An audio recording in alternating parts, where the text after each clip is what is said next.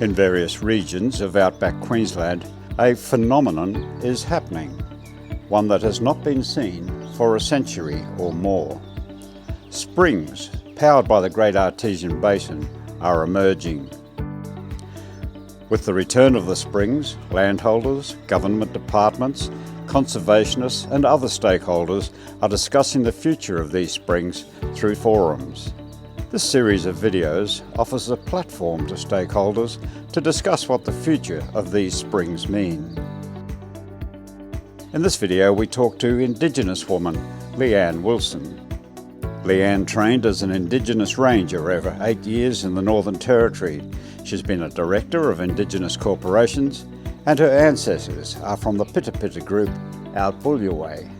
I reckon the best way is to sit down and talk to people out there, talk to our neighbours, our pastoral neighbours and that, and sit down and ask them what they have their concerns about their country, because we're all affiliated with country, and there might be something that we don't know that our neighbours do, and we want to share, want to accept each other's important input on country, and eventually it'll take a long time.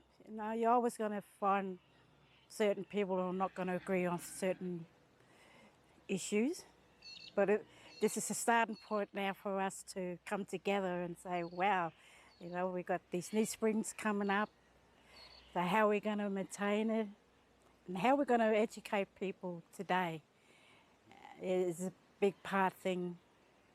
And I worry about that a lot too, on my point, Aboriginal perspective, because I hope to see acceptance on both sides, and that Aboriginal people are taking the lead, and that we are sharing that knowledge to our landholders, the pastoralists, the government, the scientists, and tell them about our stories, that these certain areas were very highly regarded, environmentally wise and cultural wise, that we hold in hands, we're shaking agreements, that we're sharing that workload, and that hopefully that we can come back on your part of the country, that we can do these special ceremonies, important to keep that country alive, and that it's not sad anymore, it's not broken. And it'd be good to see the mob going once a month on the country, cleaning it up, putting new plant species and native species in, helping our pastoral neighbours with work, and getting trained up as well from our neighbours. So that'll be all part of sharing each other's knowledge.